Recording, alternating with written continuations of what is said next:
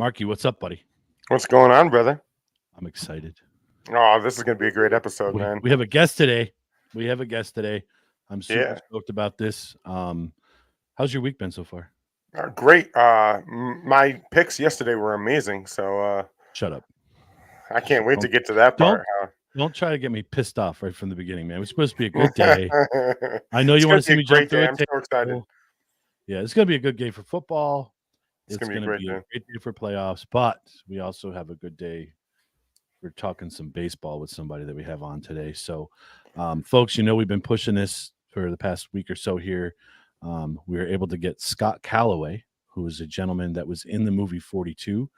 He's going to come with us and chat about some of his experiences that he had on the movie set. I am super excited for this. I know Mark might have some questions. I have some questions. And I just want to make one more comment. You're a diehard fan because you're wearing that Eagles hat still. So I'm proud of you. Absolutely. I always. I'll always rep them. Always rep them. I got my good old Rocky poster in the background. Still got my Eagles hat. Still fly Eagles fly, baby. Oh Always. boy. Always. So, yeah, without further ado, we want to bring in Scott Callaway. We're going to chat with him. So, Scott, come on in with us, man.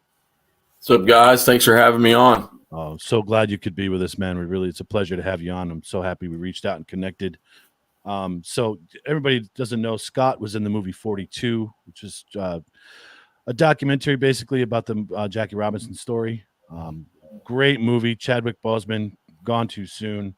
Yep. Harrison Ford was a big actor in that. Also, Christopher Maloney. I'm a big SVU fan from Law and Order. So seeing him as Leo DeRocher in that movie was fantastic. So, Scott, why don't you just give us a little background, where you're from, your sports background, things like that, and then we'll jump into the movie stuff later on. Yeah. I grew up in Georgia, and I'm the son of a former college baseball player at Georgia Southern University. My father played baseball there, and he was young when I was born. And so he and I were just, as soon as I was born, we're doing sports. I mean, I think I was swinging a baseball bat at 3 and running a football at 5 and dribbling a basketball shortly after that. So I kind of grew up in that. And, baseball was an early love for me. And I played all the way through very competitively through high school into college, and a little bit of I played some semi-pro wooden bat league ball until I was about 30, 31. And so baseball has been, and I was a catcher. And so baseball has been a big part of my life. All my life. I did play football collegiately, but if you ask me which I love the most, man, it's probably baseball, even though I probably had a few more talents on the football field. But so athletics have been such a large part of my life. And I attribute that to my father, which is why I got a chance to be in some sports movies along the way. I was discussing this earlier when we were chatting. 2005, We Are Marshall came to town to Atlanta to shoot. And I said, what the heck, let me go down and audition for that. Maybe it'll open a door, and somehow got in that movie. And it did. It opened a lot of doors, and I was able to, 42 came along because of a contact that I made, I think. So We Are Marshall was in 2005. And then 7 years later, I think here comes 42. The unique thing about 42 is I had been in the real world working, and the thing I was doing at the time kind of got pulled out from under me. And so I came home that day having lost my job, and I was just sitting there kind of wondering how I was going to support my very small and new family. And I got an email about a baseball movie coming to town about Jackie Robinson, and they may need some baseball players. And so I wasn't too far removed from my competitive playing days, and I, still had some juice in the tank. And so I said, maybe I can go down. And so I went down, I got in line, and the casting director for the baseball scenes for 42 was there. And he was just running guys through, interviewing them, asking them stuff. And there were little, pointed questions he could ask to see if it would be worth another look at that person. And I finally got my chance to go in front of him. And he asked me what, and I said, sir, I played baseball all my life. I said, I played for about 25 years, played catcher a lot. And so I'm standing there, and talking with him, and I got out of line, and this girl came up and grabbed me, and she said, "Hey, I have a question." She said, "I'm a production assistant, and you look," and she had this picture. She said, "You look exactly like the catcher from Philly in 1947. His name was Andy Semenuk. Would you want to come and read for a speaking part to play him in the movie?" I was like, "Sure." I said, "What do I do?" That's awesome. I said, "What do I do?" And she said, "Follow me." And How do you say no to that? Yeah. Oh, I mean, I'm like, you got to be kidding me. And so I go up to this room, and it's her boss, which is like the person in charge of casting for like speaking parts.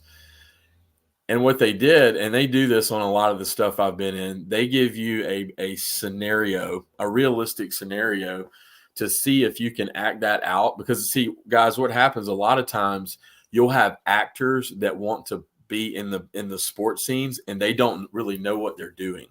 So like if I gave you a scenario and you've never played baseball, you're not going to do it right, you know? So she was like, "Okay, here's the scenario. You're catching, you're giving signs, and there's a pop-up, and I want you to say this line." And she gave me the line to say. And so they weren't necessarily looking at how I portrayed the acting part, but how I looked like setting up behind the plate, because ultimately that camera is going to be on you, and you can't look, out of place. They wanted it to be the best baseball movie ever made. And I think it's one of those. And so I did well. And she said, "Okay, we'll call you back if we want you to come back." Well, they called back that day, the next day, and then it got to Friday, and it was between me and another guy. And they cast me as I got the part. So, and then that led to just being in the film. I mean, I don't want to just keep. Do you guys have any questions about any of that? Oh, man. We got tons. And you keep going too. Like, don't feel bad, man. Just So go. I love listening to your story already, man. And guys, listen, there's actors and baseball players. I mean, I was in a scene with what was the guy's name? He pitched in the majors for about 10 years. I'm not drawing a blank on his name. I'll think of it in a minute. The guy I was in the scene with, really good guy. He pitched for the Braves and the Yankees in the big leagues, and he just signed to be an announcer on Bally Sports. What is his name? Golly, we were friends on the set the whole time. Anyway, so there's guys like that are in the movie. There's really good college players. There's, actors. And so when you get cast, I mean, you're in some pretty high cotton there. And so, here I am. I've always seen myself as just a man of the people. I'm just a commoner. I've gotten a chance to do some cool things. But, I am just a fly on the wall in this story. And what transpired after getting cast was truly just a dream summer. I mean, you're talking about shooting at all the historic baseball sites. I mean, to portray that 1947 look, you can't go down to the modern, baseball stadium. You got to go down to these AAA and AA and single A stadiums and make them look like 1947. So that was one of my questions. How did they renovate a stadium? Or was a lot of this stuff done with computers? Like, did they really make it look like Ebbets Field? Like, how did that work? Well, you CGI some. I mean, there were you green screen and you CGI stuff some, but like we were at, we started in Birmingham at Rickwood Field. Rickwood Field's the oldest baseball stadium in the United States. Mm-hmm. And so, a lot of that's authentic, but here's what you're up against in a baseball movie. You got to have a guy that can throw, 90, throw a strike, and then have a guy hit a home run for some of those sequences. And I mean, you could do that for a week and never get that scene. So you got to CGI that. So what they'll film is they'll film the motion from like a real pitcher, and then they'll film it coming in there, and they'll film a swing from a real baseball player, but so that you can move on. I mean, you can't take a week to do that. You got to move forward.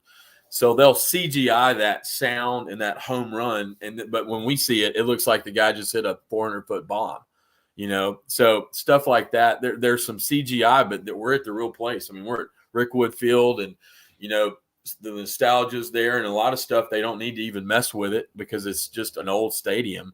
But some of the stuff, the guys that build those sets are like master carpenters. I mean, those guys are master welders. The crew, those guys are really good. I mean, they can build you a house in 2 days. You know, they're all out there, so they can do anything. Really talented folks on those crew, as far as the crew's concerned. That's awesome. So what was it Anyway. like prepping for a day on the set? Like, you're obviously in your catcher's gear, all that good stuff, but what was the preparation? Did they give you any time frames? Like, what time you had to be there, all that good stuff? You can't imagine how long it takes to shoot 30 seconds of a film. I mean, if you're going to have a day shoot, let me say this for anybody that doesn't know, the TV film industry works extremely hard. Extremely hard. You're talking about 16-hour days every day, and they don't want to hear it if you're tired. And if you're doing a sports scene, I mean, I'll give you some examples. So you're up at 4:35.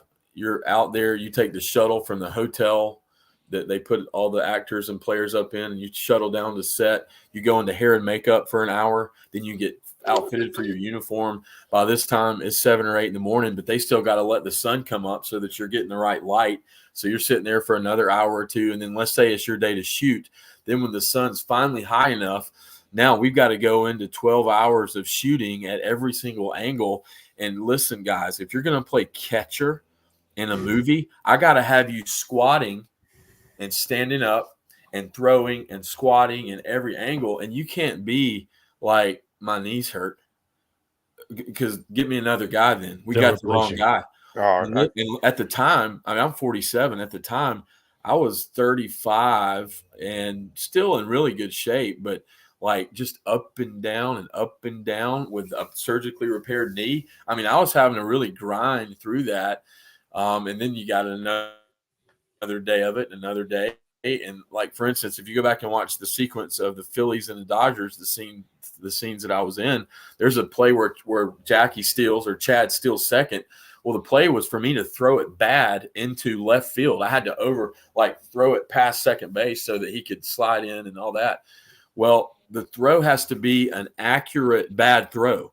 Like, you can't. And what's hard for a real catcher like me, you're telling me to throw it bad. I'm trained to throw it on the back. Like, I'm not. So it's got to be thrown bad, but like right on the X where he wants you to hit it. So if you're too far this way or that way, you got to and it's got to be a rocket. I mean, this can't be a lob. So, I mean, I have a picture in my pictures where I've got my arm is throbbing after that scene. I mean, I got ice on my elbow, on my shoulder, and I could just feel my heart beating in my arm from, 35 or 40 of these just bad throws that you had to do. Plus all the knee stuff. And I mean, I'm a guy that would never complain. You'll have to drag me off the field. I played like that, but man, I was hurting in that movie. So take us into the scene that you're there. It was a pretty iconic scene just because of what was going on. I know we talked a little bit off camera of what Chapman was portrayed like. Tell us that process, what they told the people that were in the stadium. How did that go? Yeah. So, the scene that you're referring to, Philly versus Brooklyn, and the manager first of all, let me say this.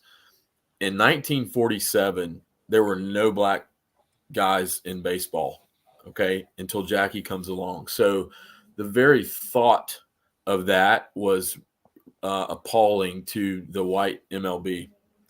And so, Branch Rickey, the general manager of the Brooklyn Dodgers, if you go back and watch the film in the opening scene, he's going, these Negro League players can play. We got to get some of these guys because they're going to attract viewers. And if you recall in the movie, Jackie and Branch Rickey are talking, and Branch Rickey says, I'm not worried about color. The only color I'm worried about is green, and they will come pay to watch you play. And so white baseball viewed a black man as taking the food off of another white man's plate. And so the scene that you're talking about between Philly and Brooklyn, before we even shot it, we're standing in our places. You got me at catcher, you got the umpire, you got Chad Bozeman standing there right around home plate. You got, the scenes all set up. You got the Dodgers in their dugout, you got Philly in their dugout, and you got our manager Chapman, which is played by Alan Tudyk. And Brian Helgeland, who directed L.A. Confidential and Mystic River, is the director for 42, gets on a bullhorn. He goes, guys, before we start, he goes, just letting you know, this is a highly racially charged scene. And there were extras in the stands that were outfitted in the day's, garb. If you guys can't take probably some of the most appalling racial comments you've ever heard, you need to go now. Now hit the door. Now's the time. But if you're going to stay, we need you to stay, and we need you to stay in character. And so, and nobody moved. Everybody stayed. And when he said action, here comes Alan, just on this diatribe of racially charged comments. And I can just remember sitting there, breathing in that secondhand smoke from that. And it was so difficult to listen to that. And they would say cut, and everybody would be uncomfortable. I mean, Chad would walk off. He would walk off.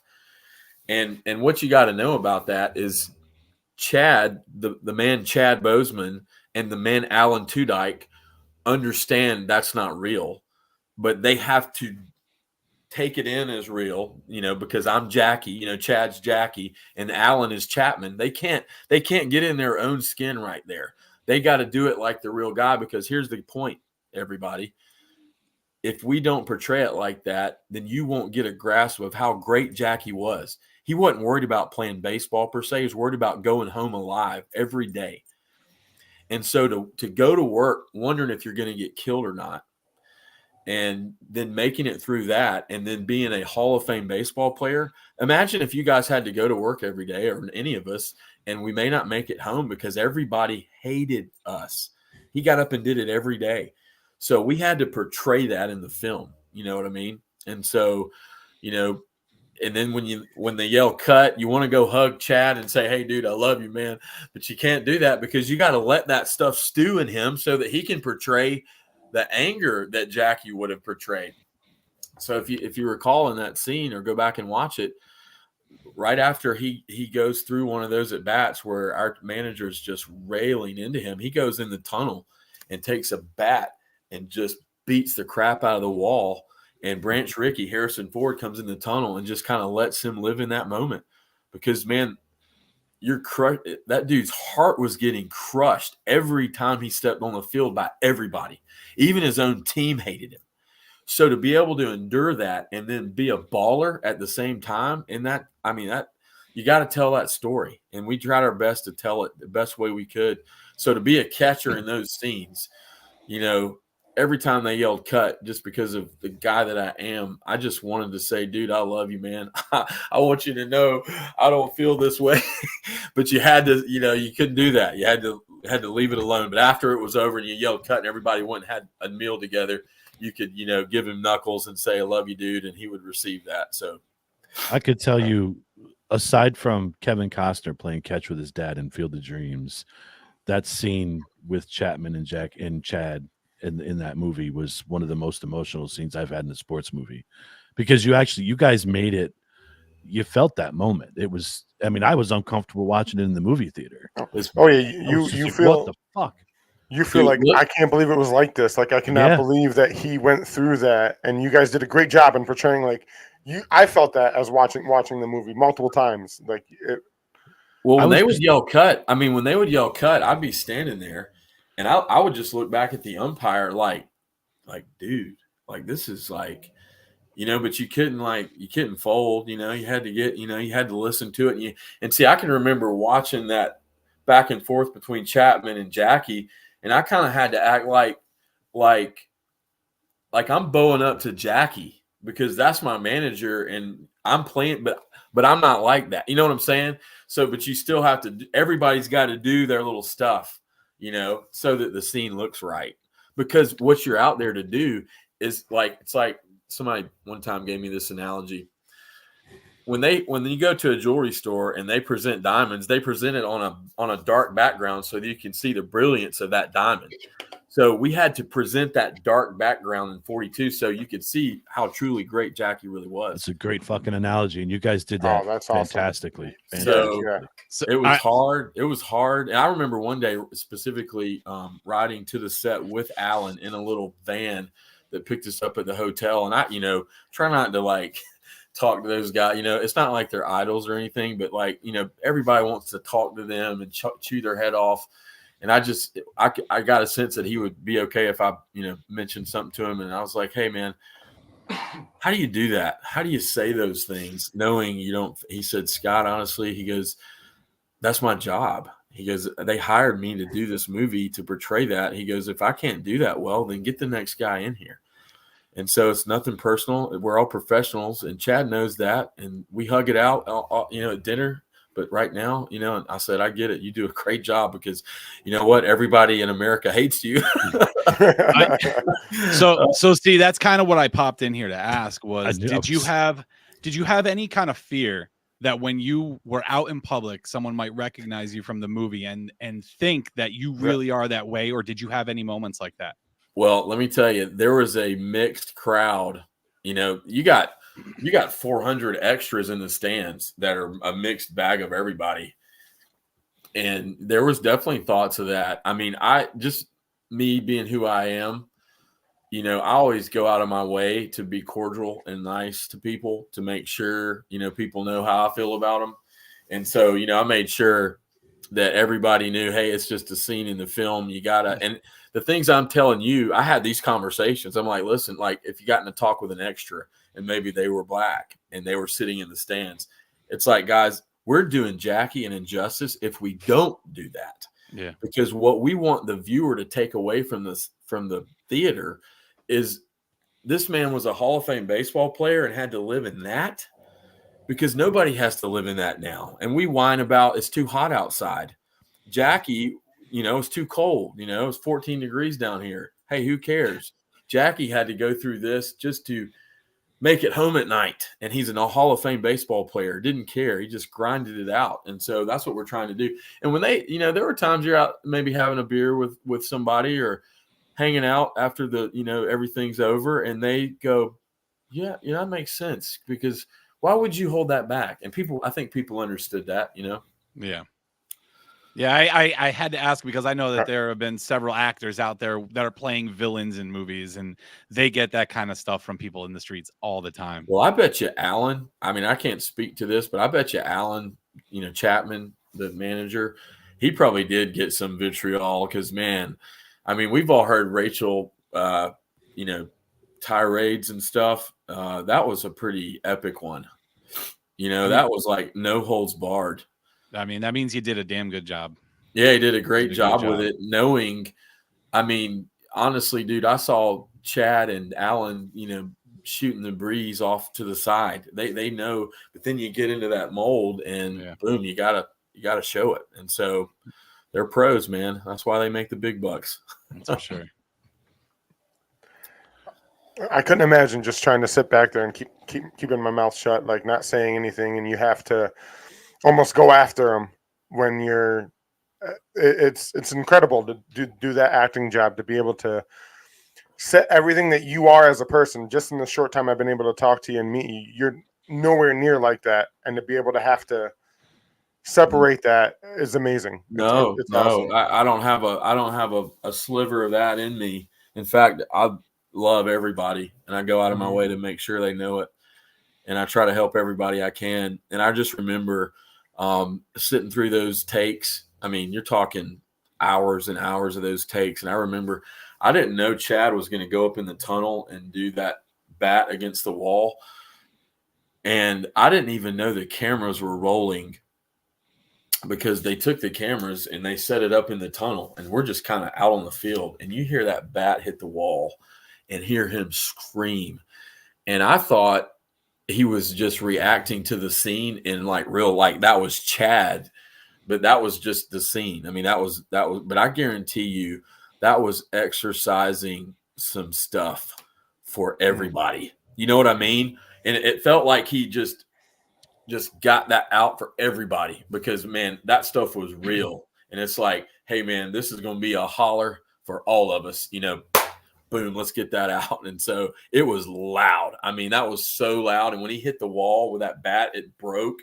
That was absolutely 100% real. And I didn't even realize they were shooting. I was like, is he going to be okay? They're like, no, that's part of the scene. I was like, wow. That was a moving part of the experience too. So we talked about some of the serious stuff and all that. What was it like? Were you able to hang out with these guys, Harrison Ford? Were you able to chat with Chad at all? on your downtime? Like, what were the experiences like with them? How did they treat you? Were you able to interact outside of the filming part? Well, Chad was very receptive of baseball skill from the baseball players. Chad wasn't a baseball player. Chad had to be out there months before we started shooting to learn how to slide, to learn how to swing and run like Jackie. I mean, and so we would be in the dugout, you're just waiting, just like a baseball team waiting on practice to start. And Chad would be there and he would just be standing there talking to us, and we'd be talking baseball or, talking small talk. But he would let some of the guys show them stuff, like, hey, here, instead of, because, if you're trying to act, it can come off as mechanical if you're not privy to those movements.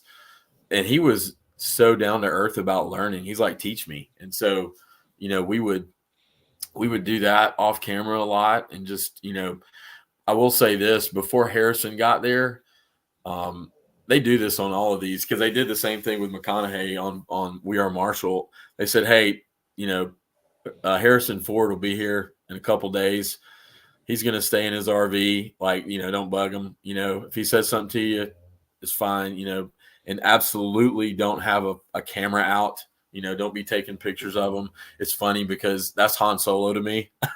I'm like, I grew up with Star Wars guy. I'm like, dude, I text my dad. I said, dude, Han Solo just got here in the Millennium Falcon. And so he pulls up and they're like, don't take pictures. And so, I kind of meander over, and we're at the AAA stadium for the Chattanooga Lookouts. Was it Inglefield, I think? Chattanooga Lookouts. That's where they turned that into Ebbets Field. They made that look like the Brooklyn Dodgers field. And so a lot of his scenes were there, and they were like, don't bug him. But I was like, I got to go over here. So I went over and I sat down in a seat. And I have the picture in my phone, and he's about 10 feet away, and he's talking to the director in his costume for the scene.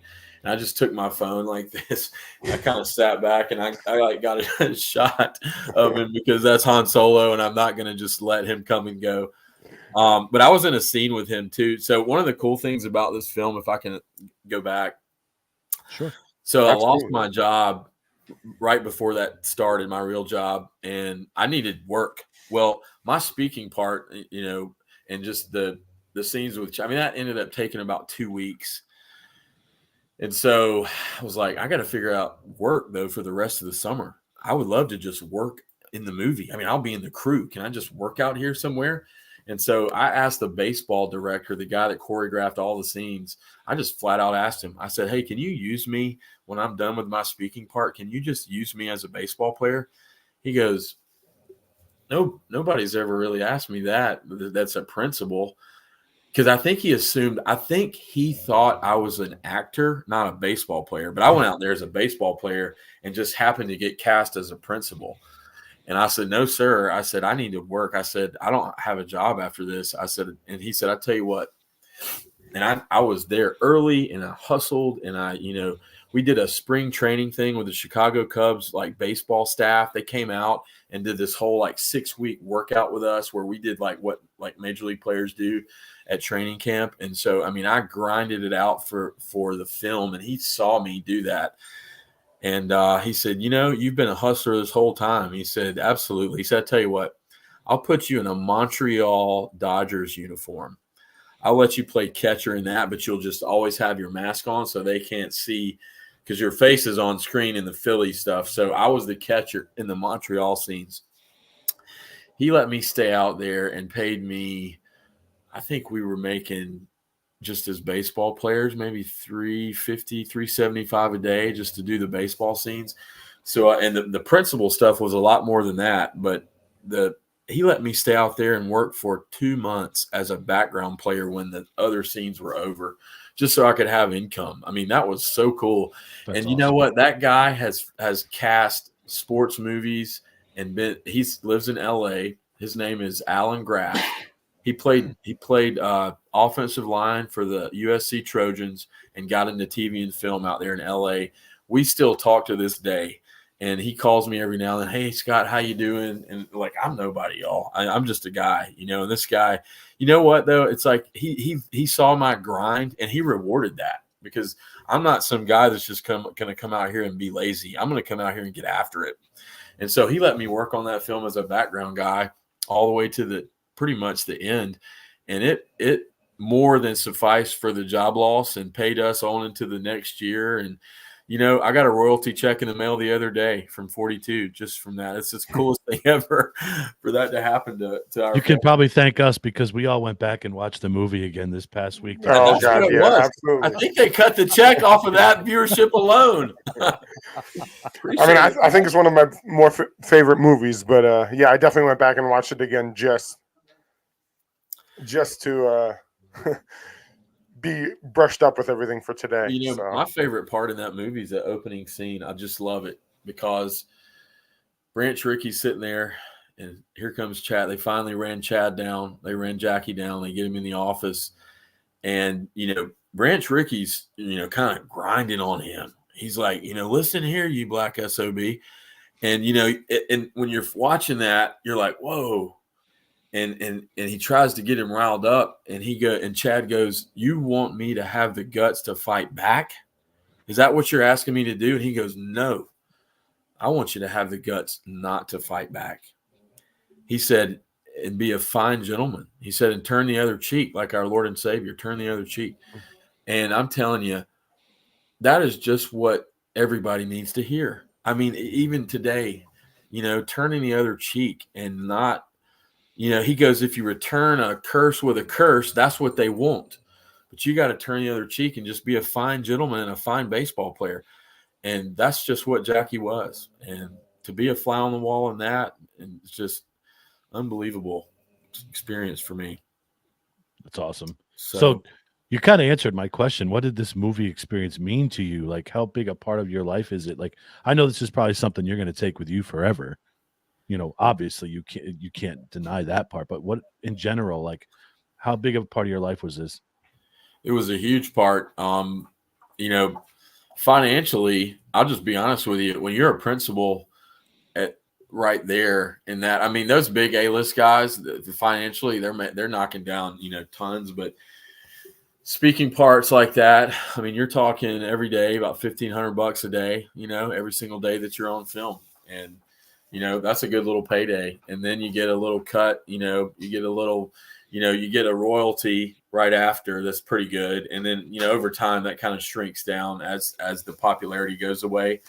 But, at the time that fulfilled a financial need and then some for us to be able to do that and then to stay out there. But honestly, y'all, I love baseball, and I love that Jackie pioneered something for our country and for baseball. I mean, he changed everything. I mean, I grew up in Atlanta. Hank Aaron does not show up if you don't have Jackie Robinson. Right. You don't have Hank Aaron. You don't even have guys to have the courage. Jackie just gave them the courage to come on over, and open the door to changing a sport and a country. And for me, to answer your question, Aaron, to be a part of telling that story, even though it was a small part, that's one of the coolest things of my life, and it will always be. I mean, that's still fresh in my mind as one of the greatest things I've ever been a part of. I couldn't believe it. And just the way that came together. I mean, if I don't get laid off that Friday, I'm not answering an email for an audition for a movie. I mean, just all that stuff. And then it's, right down the street. And then, I happen to look like Andy Simonek. I mean, all this stuff. And then, and then you got to beat 20 guys out just to get that. I mean, and, the little bit that I do know about TV and film, because I did work in it, I was in some other stuff. I was a football player in another movie with Ben Stiller and Vince Vaughn called The Watch.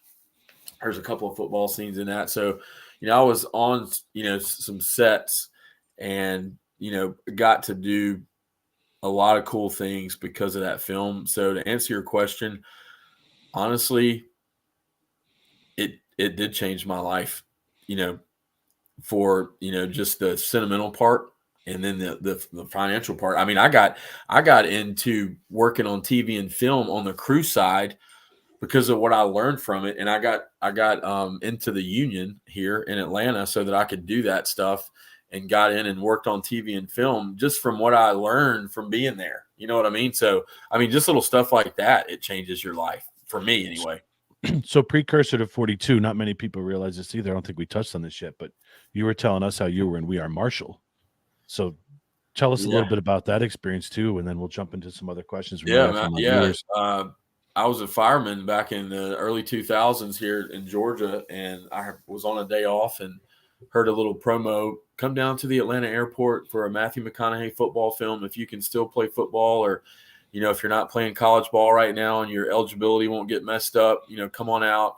And so I went down, and my gosh, there were 150 dudes in line. I was like, I'm not getting this, And so I get up there and had a conversation with the casting director. It's kind of the same. He's like, hey, you look good. You look the part. You look athletic, and, tell me your story. And I mentioned that I had knee surgery, and that kind of made the guy stop. He goes, did you get your knee fixed?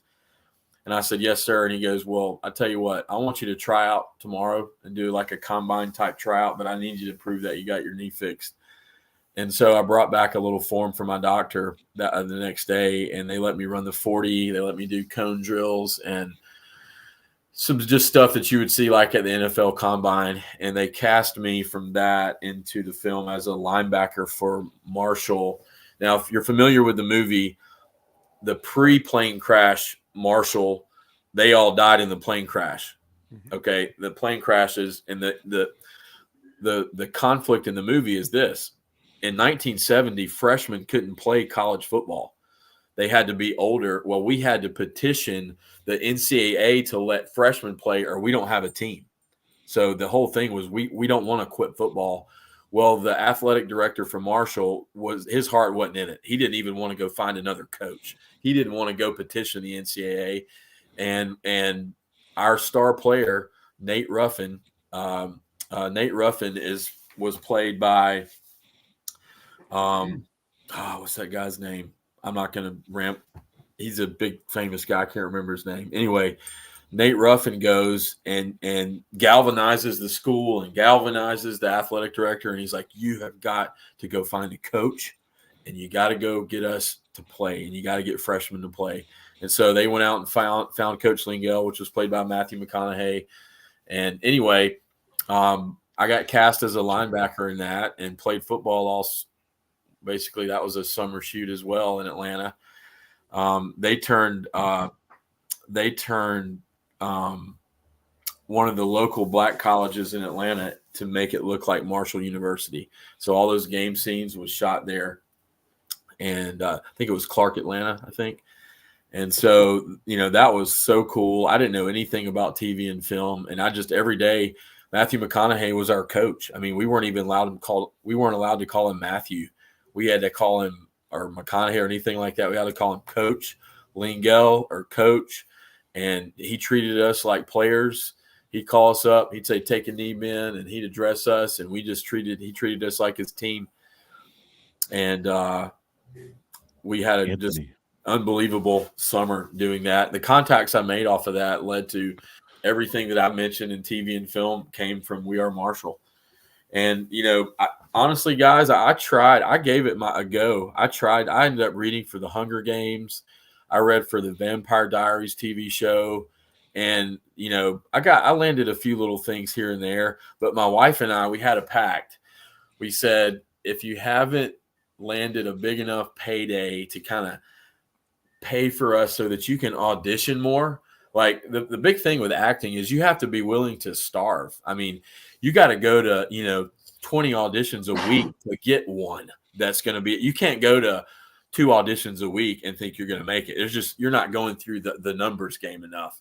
Right. And so we were like, if by this date you haven't, gotten a big enough payday to kind of allow you to go and audition way more, then we'll just, call a timeout on that and just go do a real job again. And so that day came, and we had a little child and our firstborn son at the time. And I was like, you know what? I'm not going to starve my wife and kid. I would starve myself if it was just me, but I'm not doing that to them. So I better go get a real job. So anyway, didn't mean to ramble there, but We Are Marshall kind of led to kind of all that stuff, and it's just been really cool to be just a fly on the wall and some really cool stuff. As I like to view myself as a man of the people.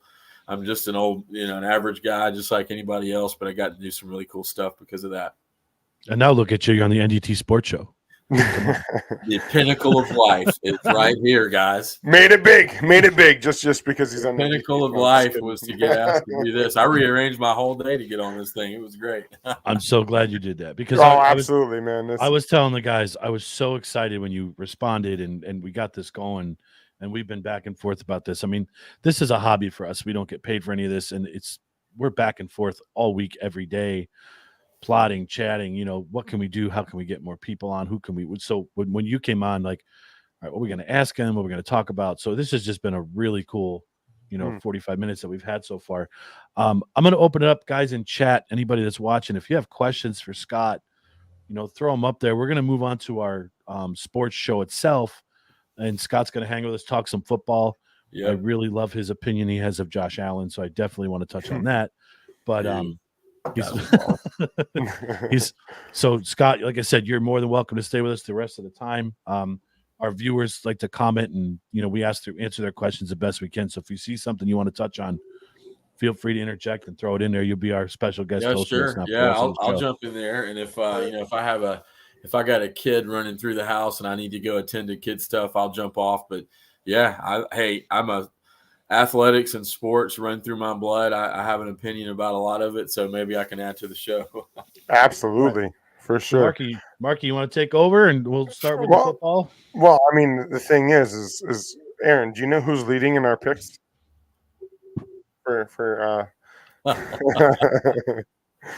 Listen, did you get anything right yesterday, Aaron? Wait, no, almost got the second. I almost got the second game right. Almost. Listen, at this point, I have to pick against you to win. It was a great game. We're talking about 49ers Packers, obviously, last night. Let's hit the Ravens and the Texans first. All right, let's chit chat about that. Mark, what are your thoughts on the game? What did you see?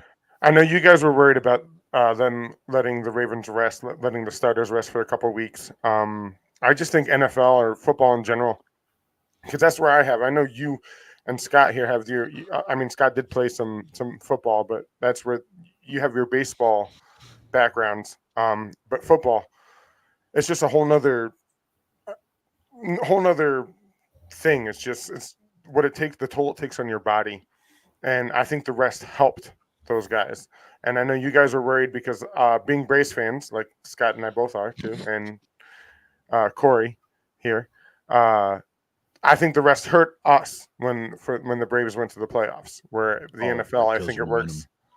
I think the NFL, it works the opposite. Can I speak to that? Absolutely. Sure. Let me add.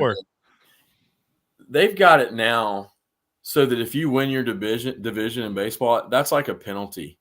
No doubt. You go sit down for a week, and then you got like a Philly that's grinding through, just playing competitive baseball.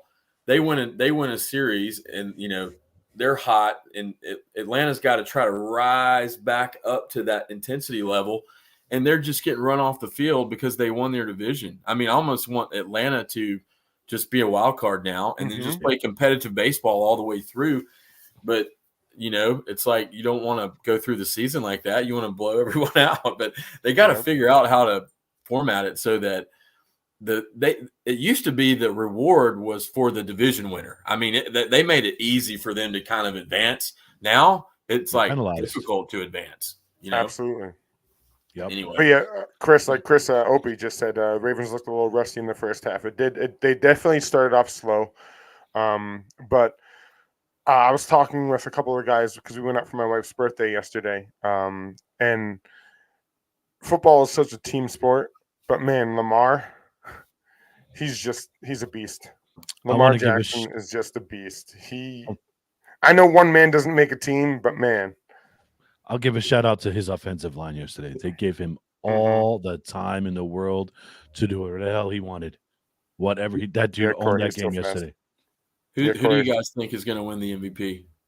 You think Jackson? I think Jackson's going to win it. I think Allen has a good case for it. but So I think Jackson's going to win it. You think McCaffrey's got a shot in San Francisco? 2,000 yards from scrimmage.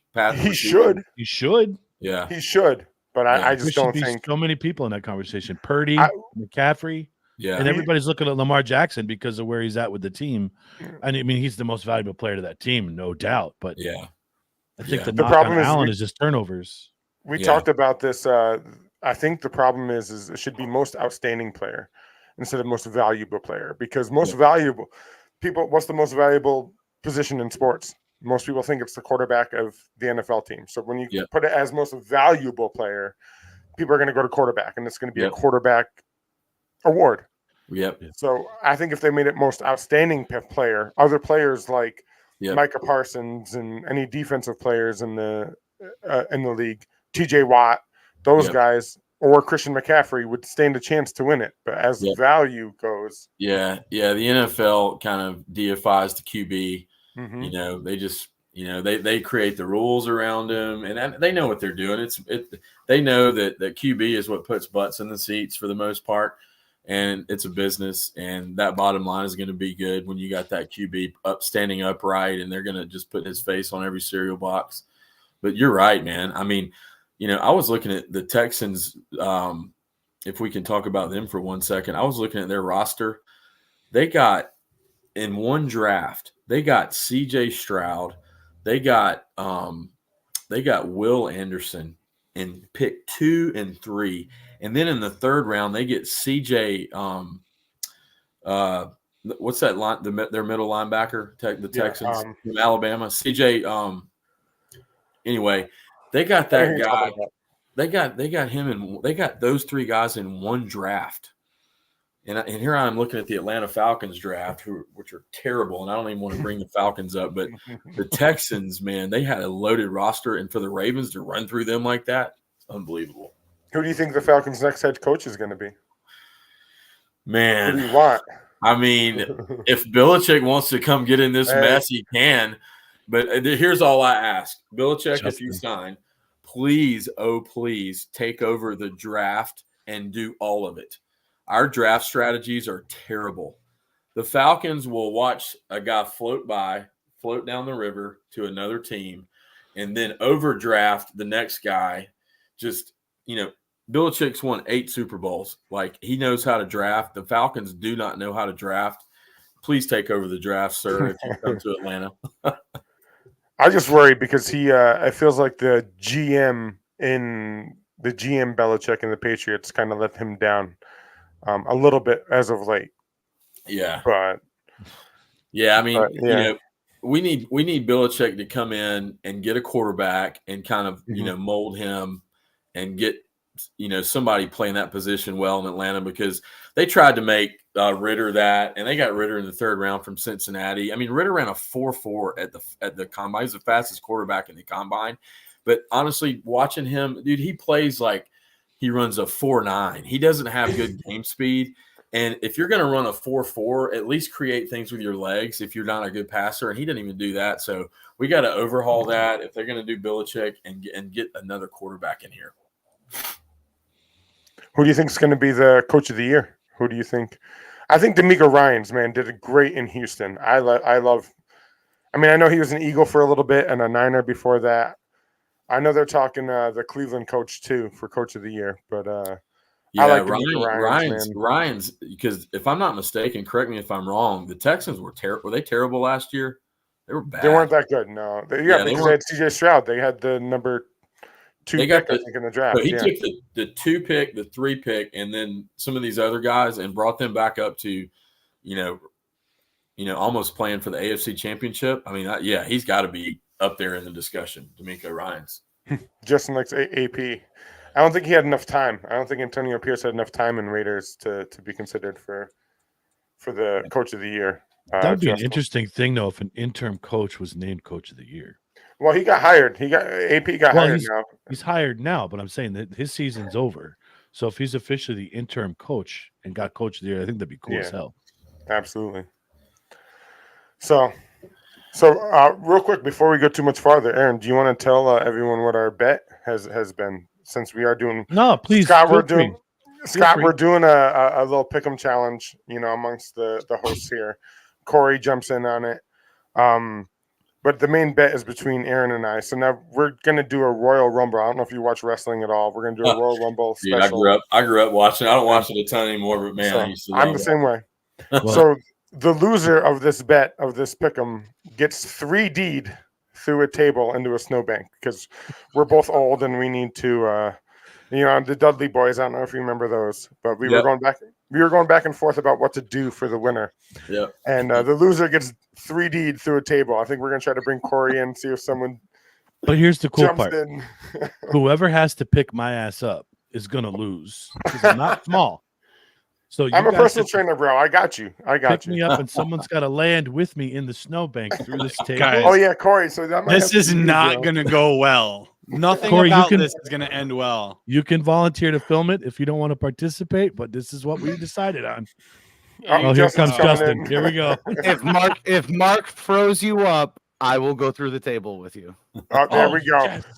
We're set. All right. Because right now, just so Scott knows, I'm up 3 in the pick'ems with 5 games? Now, are you just picking straight up, or are you picking against the spread? Straight up. We're picking straight up, and we're just going with who we think is going to win. And it's funny because last week we were talking about this. It was Packers Cowboys. Mark actually talked me into picking the Cowboys, and I was going to pick the Packers, but he's like, they haven't lost at home. They're, the Cowboys are a good team at home. And I hate the Cowboys. Bet, man. He sucked me right in. I was like, shit. The Cowboys are terrible in the playoffs. Dak did Dak thing. Well, they won a game in this generation. Cowboys. When's the last year game they won? Last year they won one. They won a game finally. Yeah. I think it took like 20 years.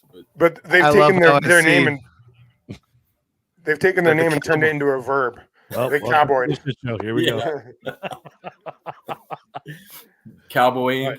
Yeah, the Cowboys. I love how the Cowboys aren't even Texas's team anymore. Because Houston has more playoff wins in the last 26 years than the Cowboys. Oh, yeah. That state is flipped. Definitely. That it has.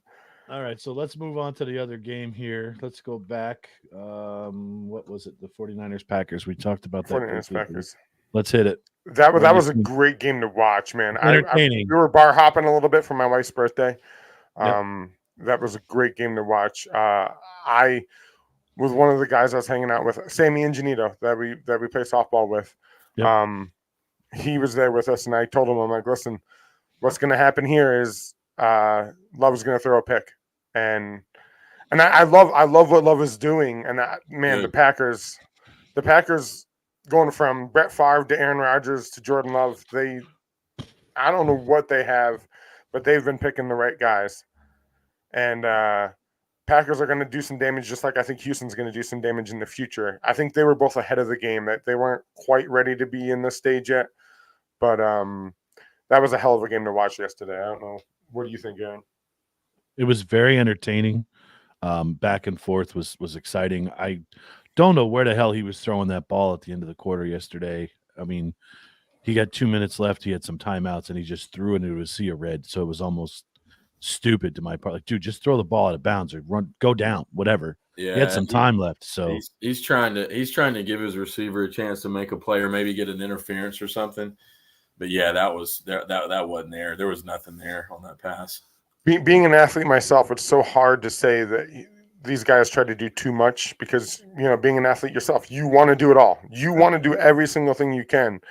But sometimes the smarter play is to do just that. Throw it away. Do nothing. Live for the next play, especially in the NFL. Yeah, one of the things, too, as a football player, growing up, and I played quarterback some, the coach would say, hey, it's okay if we punt. Don't turn the ball over on third down. Don't turn it over. If we need to punt, we'll play defense. But a lot of times the guy's trying to move the chains and just putting the ball out there for anybody to get it and end up making a turnover and just hey, live to punt and go play defense, Absolutely. But that was a great game though to watch. That was very entertaining. It was back and forth, and the picks that I made weren't picks that I wanted to see the Packers win that game, and I wanted to see Houston win that game, but I like winning this bet more. So, well, from now on out, you're making your picks first. I have been because I'm too scared. But And I was telling the guys, like, I almost have to pick against you at this point anyway because I'm down. I'm down 3 games. So I got a 5 games question to for go. you, Northern guys. Tell me this. Talking Good. about these games, you got Tampa playing at Detroit, and if I'm not mistaken, Detroit plays in a dome now. Is that right? Yes. They've always had a dome.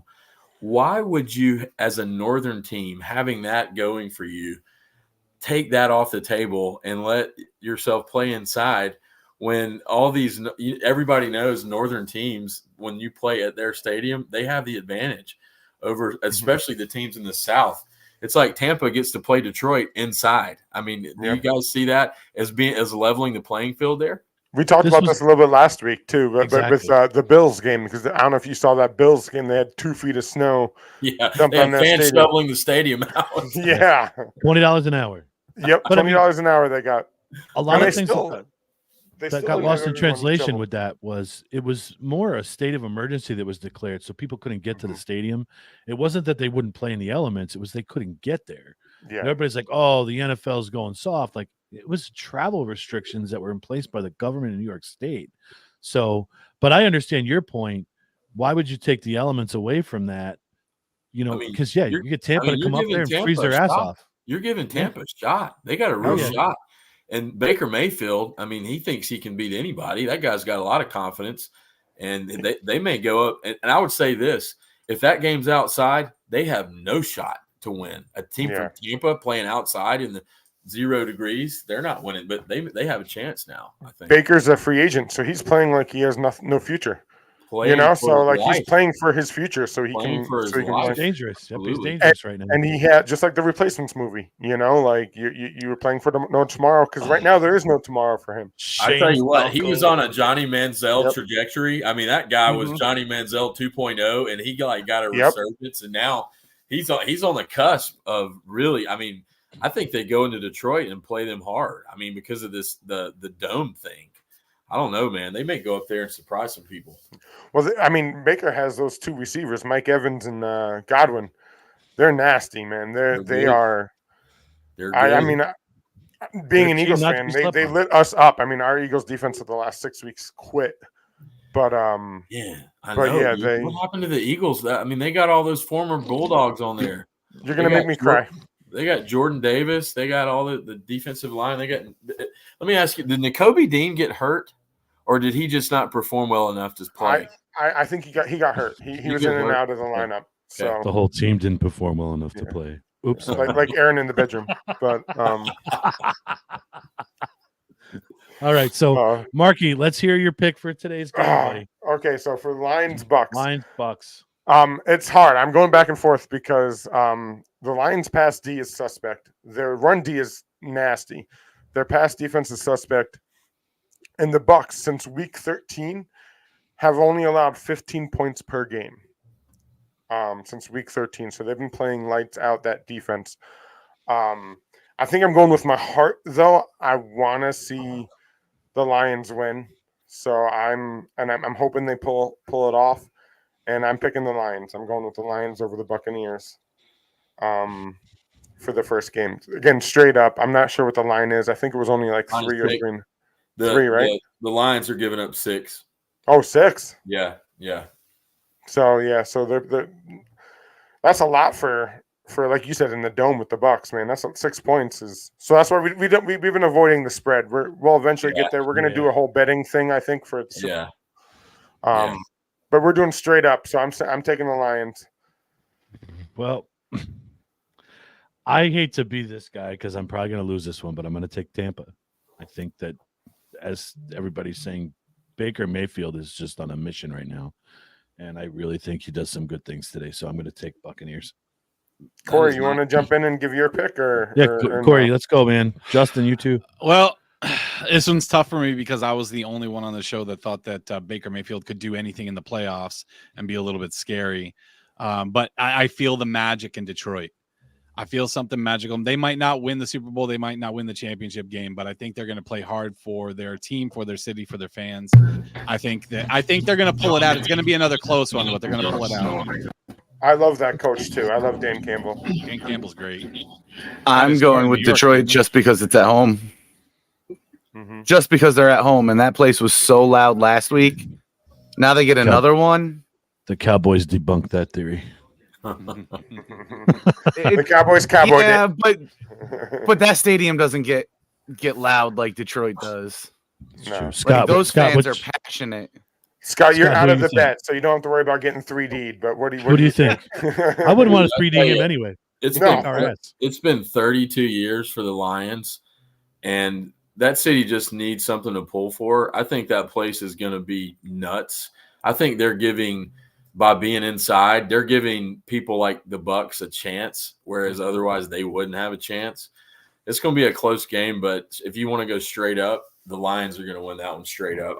They're going to win by a field goal. They're going to beat them and move on to the NFC Championship. I also like Goff that he's finding a second career there, a second going, and he has the experience. He's been to a Super Bowl, so hopefully his leadership will help lead that team to know the success and know how to win. I mean, you got a former tight end head coach of them, and that guy's a fiery guy, and those players love to play for him. And I love him. That you love that dynamic about Detroit, and you kind of just pull for them. You want them to, back in the day when they had Barry Sanders, you wanted them to be better so you could see him play more. Let's see Barry Sanders run through the playoffs a little bit. We got to see it like once, I think. So you're pulling for the Lions for that reason. I miss that guy. I love just like for Mike Trout, you want to see Mike Trout more, like in baseball, and Shohei. Well, Shohei might have a chance now. And dude, he's the greatest. He's the greatest player in the game that nobody knows. I mean, it's like they don't, they have a losing record. Shout out to him. He's an Eagles fan too, so he's at all the Eagles. That's games. right. He's a Philly guy, isn't he? Is he from? He's from Philly. That's right. He's from Philly area. Yep. All right. Lee said Detroit has a stout run game and good hands at receiver and tight end. So that's what Lee I think is going with Detroit. So Jared in his AI, he loves this shit. Jared loves this AI, man. He's so good at that. I want to see what he comes up with for this one. All right, so Mark, this is going to be a tough game. Oh my God. This is the game. To me, this is more important than next week. And that's just my opinion. I think this is going to be a heavyweight battle. I'm going to pick my team first because you already know I'm going to go with the Bills because I have to. This is going to be a nail biter. I'm not even excited to watch this. I'm going to be stressed the fuck out. Oh, man. So this is I've been going back and forth. I'm still trying to decide what team I'm going to pick. I want to see the Bills win. I want to see Allen do great. What scares me is Josh Allen has 45 turnovers in the last 38 games. You cannot give the other team in the playoffs He tries too the hard. ball. He does what we were just saying. The fact that the Bills have a little bit short rest. They played Monday night. That's killing me. And the fact that the Bills have been playing playoff games for the last 6 weeks. Trying to just get into the playoffs. At some point, I'm worried that that's going to take its toll. You have to win. I'm worried. I'm not saying that's not but I'm worried. And the fact that the Chiefs rested their players week 18. Sorry, my dog's barking. My wife must be getting home, so I don't know if you guys hear that, but a little bit. So I'm going to scale back. I think I'm worried. That's what I'm worried. I still haven't made my pick yet. When they played early on the season, it was shit teams. They played like garbage. When they had the pressure on them, they played well. So now that the pressure's on them, and since they changed their offensive coordinator, they've been clicking. I mean, the game last week was a little closer than I thought it should have been too. They should have done much more. Allen, as many turnovers as he has, the dude is a machine. He's got all the rushing yards, the passing yards, 40 touchdowns, 4 straight seasons. Like, the guy is an animal. So we'll let Scott give his take, and Mark will give you a little more time to think about this. I love Josh Allen, man. To me, he's the best quarterback in the game. And you got to play at Buffalo. I mean, better than I know it's cold in KC too. But, man, you got to go play in Buffalo. Orchard Park's going to be nuts. I mean, KC's used to playing and all that, but you got a 6'5", 240-pound quarterback that can run the ball better than any running back on the field. I mean, the play breaks down. He can move the chains. I mean, he's durable. He can throw it. He's a proven winner. I mean, I think Buffalo's going to the Super Bowl. So, they're beating KC. They're beating KC. Love this guy. Yes, Jared, thank you. Thank you. You could text me that picture. Buffalo's got to win one to get rid of the 4 in a row where they didn't. They got to have another documentary than that one that they put out there that they were talking about all those losses back in the day. What? Poor Kelly. No, my wife just put a comment chat on here. She's locked out of my house. I'll be right back up, guys. I'm sorry to. Leave her outside. Give her the code. Reality bites. Okay, Justin's gonna step in. Go ahead, We'll buddy. replace an ugly face with an ugly face. We're good. You have a face for radio. Substitutes, baby. Checking in, tagging out. All right, Okay, you want us so to I give want your our picks first? Yeah, Let's give our picks first. Okay, so the Chiefs have been the Bills' kryptonite lately, these past few seasons, man. But I think the Bills get over that hurdle. I think they finally do it. Like Justin commented in chat, they've been in playoff mode for weeks now. They are fighting for their life every single week. They're just on a roll, and I think they keep that going. I think they're going to beat them. And I want to say it's going to be a close game, but I think I'm going to take them by at least a touchdown because these playoffs, man, have been a little strange. There have not been that many close games. It's weird. Justin, what are you watching? You got a lot of background. My kid's watching TV. Oh, okay. See, Scott, nothing but professionals here. Nothing but professionals here. Corey, I don't want to upset you either, but they said Taylor Swift may not make the trip to Orchard Park today. Oh, he ran out. He backed out before. So, I'm going to preface this by saying, Aaron, I love you. I want the Bills to win. Jared, get him out of here. But it's the Chiefs. Strike three in the playoffs. They're doing Chief things again, man. I think the Chiefs are going to – it's going to be close, but I think they're going to squeak it out. It's not because they're like the Patriots to me anymore. I can't stand them. I don't want to see it, but the Chiefs in the weather, obviously they played a cold game last week. You put them in this weather, in this environment, with this fan base. Mahomes has never played a playoff game on the road outside of the Super Bowl in his career. I think he's got an uphill battle today, and I think they are going to torture him. I really think they're going to abuse the shit out of him. Even with all that, the injuries on defense, though, man, didn't you see you lost like 2 or 3 more players this week? That's my worry. They're players too. Like they don't have Tony. They're down some weapons. So everyone will line up on sides. That's right. They'll all be on sides. I know. I think this is going to be more important than next week's game. Just my opinion. Absolutely. Whoever plays this plays the Ravens, and that's going to be a tough out. I think whoever wins this game goes to the Super Bowl, though. Yeah. I don't know. I think this is Bills Mafia. I'm rooting for you. I don't think they're going to do it. But you're not sure. Well, and it's so hard to pick against Andy Reid and Patrick Mahomes. It's so hard. But that being said, I am going to choose Bills Mafia for my official pick. Maybe that's leading with my heart a little bit, so I'm picking the Bills. I'm really hoping it's a blowout today and they just beat the piss out of Kansas City. That's my hope. I don't see that happening because they're just too good of a team, but I want to see it. Yeah, I like I said, I'm going against everything because my heart's more into this pick than because I want to see the Bills. I love Andy Reid being the former Eagles coach, but I still like Travis Kelce. I mean, maybe not the Tay stuff like not like Corey. Not like Corey. Like how much he loves Taylor Swift. Chris, I think they come out with a chip on their shoulder, but I think the way Mahomes is, it might get too big. I missed Corey. Who did you pick?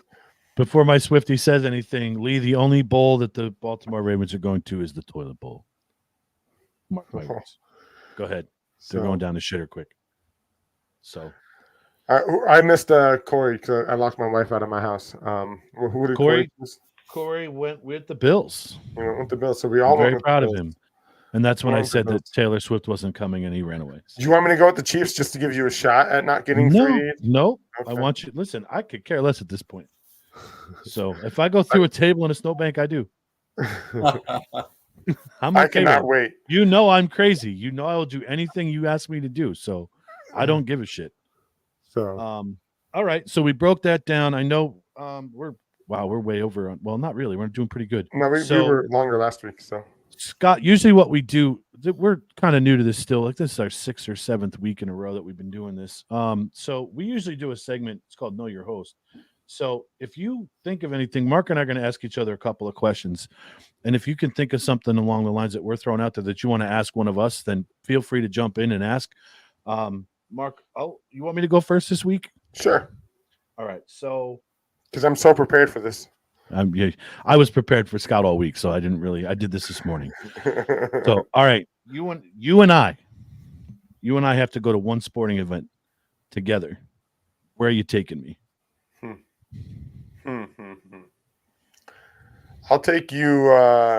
I'll take you to a Bills Mafia game because I want to see you in that environment because I want to see you let loose, Mister Officer.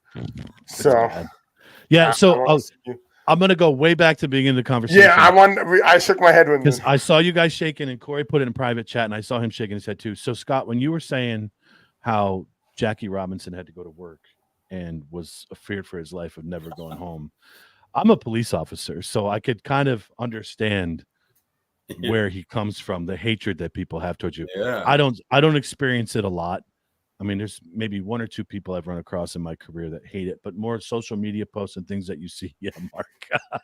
But so I can kind of sympathize when a police officer gets shot up, or we had a trooper that was killed over here back in 2016. So and he was pretty close to where I work. It was literally like 5 miles away, the barracks that he was shot at. So it hit home pretty hard. So when you mentioned that, I saw these guys shaking their heads, and I was trying to keep quiet and leave that out of the conversation, but I figured it was the perfect time to address it. Was right there. Yeah, man. Wonder if you're going to come home from work today. I mean, as a cop, that's feasible thought. Yep. But baseball, it's like, yeah, wow. Heads on a swivel constantly. So I understand what the concept behind it, what he was going through. Not to that degree, but I understand it. Yeah, absolutely. I love our local police. They keep us safe. So I love you guys, man. That's our job. That's what we do. Amen. Except when you arrest my kid. You listen, his kid's my goddaughter. So she told me I'd take her for a drive in the backseat of the cop car. I handcuffed her to her friend. It was awesome. She loved every second of it. Yeah, she was 6-year-old I had cuffed in the back of the cop car. Okay, second question. Pick one.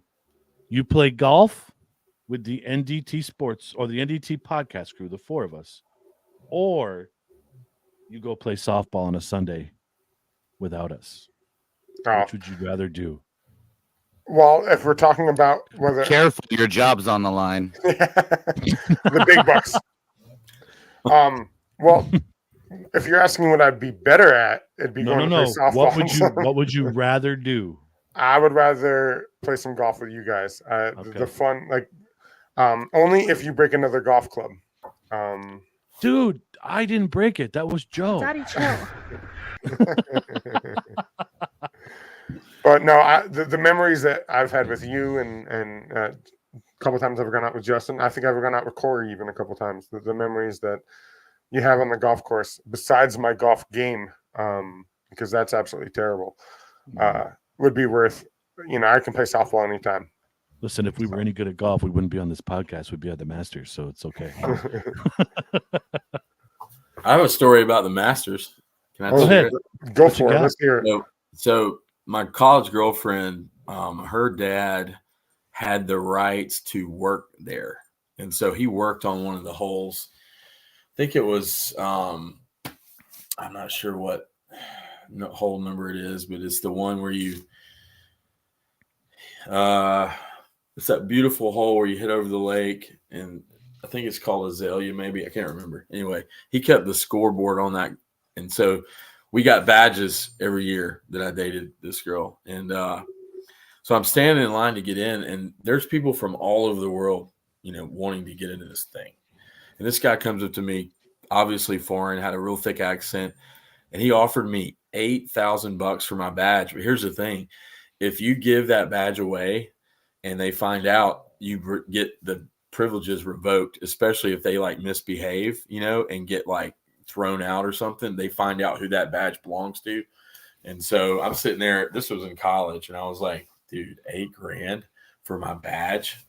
I was like, oh man, I might, my future father-in-law might kick my butt if I end up getting his badges taken away. So I better keep this thing.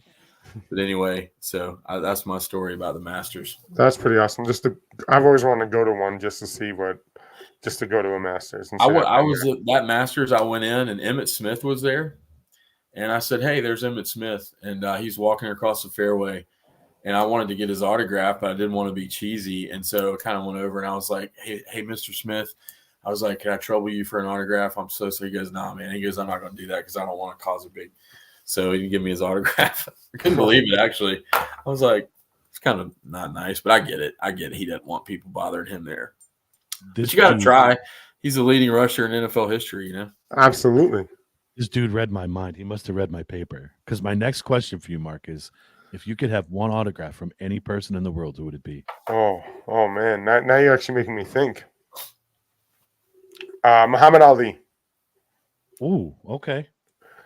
I think we've talked about, I asked you your Mount Rushmore of athletes, one of the questions in the past, and I think he'd be on my Mount Rushmore. To see what that man did in the history, I mean, that was before my time, but to read up on it and same kind of thing with Jackie Robinson, you know, like what that man went through and what that man did for his beliefs. Again, we're not a political show to get into what my beliefs are and stuff like that. That man stood up for what he believed in and faced all adversity. And he's a real hero. And, you know, him and Jackie and a bunch of other people. Corey said Chipper or Maddox. Heck yeah, man. Chipper Jones, that's my favorite baseball player ever. My Chipper's my favorite Brave of all time. Absolutely. Dude, I could go on and on about Greg Maddux. Greg Maddux. I get into all these discussions online about the greatest pitcher ever. You want to talk about Maddux? Can I go into this for 1 second? Can I talk Absolutely. Maddux pitched against the steroid era clean. Okay, he was 6 foot 180. He threw 91 tops. He mowed down the major leagues for almost 20 years with movement and changing speeds. He won 355 games, 4 Cy Youngs in a row, and get this stat now. He walked 999 batters in 5,000 innings, and 170 of those were intentional walks. Intentional walks. Mm-hmm. Now go just wrap your mind around that guy. Fucking incredible. When you consider all things about pitchers and the fact that he never had arm trouble and he won 15 games like 17 years in a row, I mean, he's got to be the greatest pitcher of his generation, all things considered. Absolutely. He was on my Mount Rushmore. That guy's incredible. He's 110%. He's who I idolized as a kid growing up. Mm-hmm. I was a pitcher through high school and college, and I was the same way. I did not throw high heat. I modeled my pitching style around Greg Maddux. Dude, they'd have a meeting on the mound, and he would go, I'm about to hit this guy's bat 3 inches above his hands so that when I see him in the 7th inning, I can hit his bat in another spot so I can get him out in 2 weeks. Like he would set guys up like that. I mean, it's just incredible. You ever see that that meme about Maddux? It says, I hired Greg Maddux to paint my house, but he only painted the corners. Yeah. Oh, yeah. I love that one. Oh, man. What about that one where it's one of his pitches, and I think the guy's a Marlin. He throws a ball off the plate about 8 inches, and it catches the corner. That two-seamer he used to throw, you can't make a wiffle ball move like that. Nope. That two-seamer was nasty. Unbelievable. Incredible. Anyway, incredible. Love Maddux. So, All right, Aaron, Marky, you're up. So this is when I was thinking about it earlier in the week. So bottom of the 9th inning, bases loaded, 2 outs. You need a hit. What batter in any era are you choosing that you'd want up at the plate? Barry Bonds. Just you only need a single. You only need a single. Barry Bonds. You're choosing Barry Bonds. Yep. I don't care steroids or not. That guy was the best hitter I've ever seen.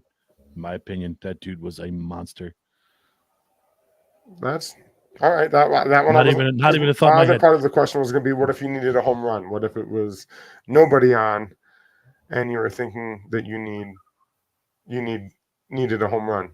So here's where I'm going to flip the script on this, because if there's nobody on and it's the bottom of the 9th, they're going to intentionally walk Bonds. So then I'm going to go with Ken. We're going to take that out of there. They can't intentionally walk anybody. And I'm going to stick with Barry Bonds. But if I had to pick another player to do it, Ichiro. Lee just put Ichiro in there. Ichiro's a great hitter.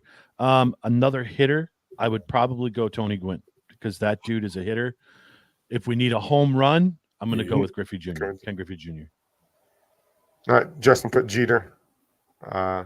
Jeter's clutch, but he wasn't a home run guy. But he did hit home runs when he needed to. But I think that was for the first one. Yeah. But no, I'm gonna go Bonds. I don't think I've ever asked you who is your all-time favorite NFL player, like just favorite. Barry Sanders. Barry Sanders. Loved watching. That's a good him play. choice. Yep. That's And again, you know me, I'm not the biggest football guy, but whenever I was able to watch him play, I loved him. Yep, He was I knew. fantastic. Yep. If you could play one sport the rest of your life, what sport would you choose? You can play any other ones, but you could actually play. Like you're old now, so. So if I could go play golf in Florida for the rest of my life, I'd do it. All right. If I was 23 instead of 43, I'd play baseball. Good answer. I'll play golf. I mean, you're not the shortstop anymore. No, I'm too old for that shit. I can't move like I used to. Last question: If I hypothetically had a softball team coming back this summer, and I needed a player, are you interested in playing? Opie, are you still in this? Opie and I were talking about this the other day. Chris and I were saying we're gonna come back. I'm not gonna tell you what we're gonna do, but if you are able to throw a team together, I'm on board and I will definitely play. All right. So there we go. I mean, Scott, you got any questions for us, man? No, man. I love all this stuff. This is good. I want to. Can I say who my hitter? Like, if I could have a best Absolutely. Hitter? Of course. I'm a stats guy. I love stats. Like, I love looking them up. I mean, I got these really cool like little these websites for the stats. I don't know if you guys know these. You probably do. Let me tell you them though, in case you don't. Do you guys know the baseball reference for baseball stats? Do you guys have that? That's and then the football reference for NFL, all that stuff. Yeah. Well, if you look on Hank Aaron's baseball card on there, do you guys know he's the third leading hitter all time? He's in hits. I already know where you're going with this. If you take away all of his home runs, he's still 3,000. got 3,000 hits. I was looking at this the other day, and I think about it. Tony Gwynn played for 20 years and had 3,100 something hits. Okay. Then you look at a Hank Aaron who only played for 23 years, only 3 years more, and he had 3,700 and something hits. That boggles the mind. I mean, think about all the guys that play for long periods of time that don't get close to 3,000 hits, but we think of them as amazing hitters. I mean, so for me, Hank Aaron, man, let's have Hank Aaron come up, the third most all time. That's and a great answer. And for me, Aaron, I heard what you said about Bonds and you don't care about the roids and stuff. I mean, I don't care about the steroids if he would just say he did them. Just come clean. Be done with it. Dude, just say it. And America forgives. We forgive and forget stuff. But if you're going to lie and keep it and just ride that thing, you're going to have a lot of people that won't get over that. So for me, I think Hank Aaron's the home run king because Bonds won't admit that. But so anyway, there he is. There's his stuff right there. Yeah, there you go. Yeah, look at his look at the bottom numbers. Yeah, he's a 3,700 hits.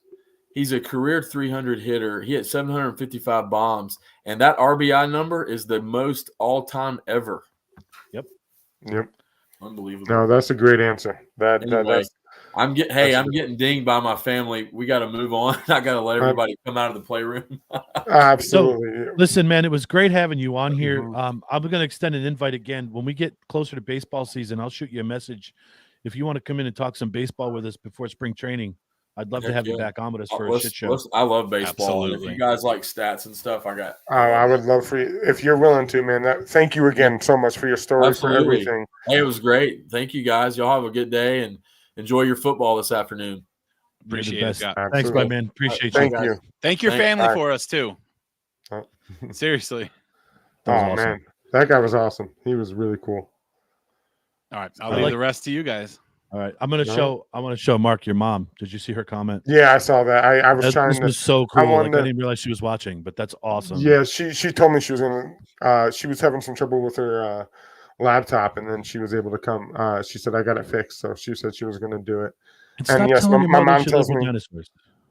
I always tell her all the time. I'm like, how when you walked uphill both ways and 6 inches of snow, and you used to ride a T-Rex's back, but No, she used to tell me all the time some of the things that she dealt with, or she with her dad and stuff like that, and my grandfather and stuff like that. She's told me a lot of stories about some things.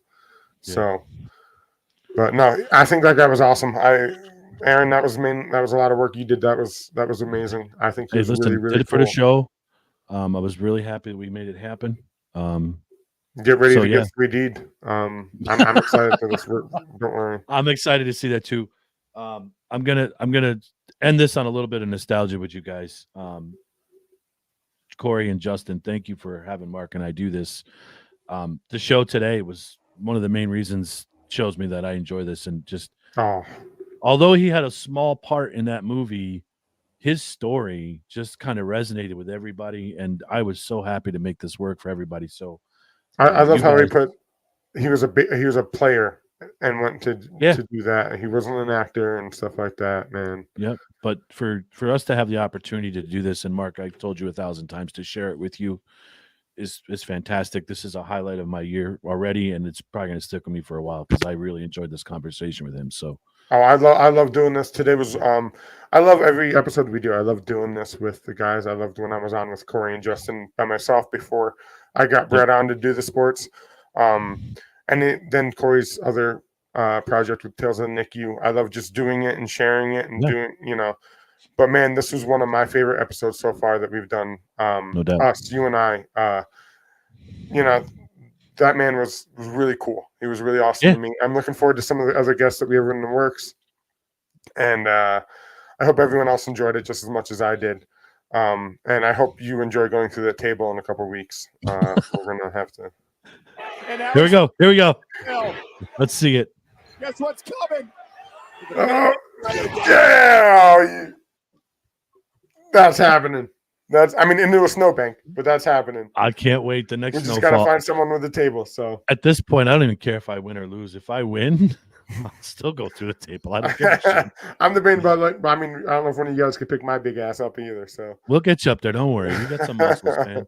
I don't know. You got two guys in chat that have their own little thing going, and maybe they could help you go through a table. I know. Oh, those two. Yeah, the mega powers will explode the table for us. I know both of those. That's actually not a bad idea. You got two of them. One to lift you, one to pull you through the table.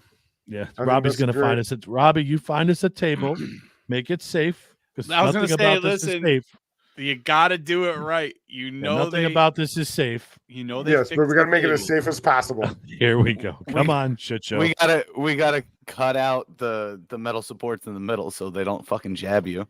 Yeah, I don't want to die and get impaled. We're gonna make it as safe as we can, but something's gonna get broken. The table and something on me. It's okay. Well, OSHA approved. OSHA approved. So while we're on this, and those two guys are in here, Justin, I know we wanted to do a Rumble kind of thing. Are you available at any time tomorrow night to chit chat about this? Because the Rumble's Saturday. Yeah, I know. I work tomorrow and Tuesday. I'm off Wednesday and Thursday. And I work Wednesday and Thursday night, but Wednesday, Thursday during the day. I want to get marketed out. Unless we just do a quick blurb later on this afternoon before your main show tonight. It's up to you, but I know we wanted to get to that. Unless we just wait and do a big Mania show on the build up to it. We can do that too. But I realized I looked at the calendar. The Rumble's this Saturday. Oh, I thought. Yeah, I know. I thought it was in a couple weeks. 27th. It's this Saturday night. All So right. we might have to switch gears a little bit on that and to the WrestleMania build up and see where the Rumble goes.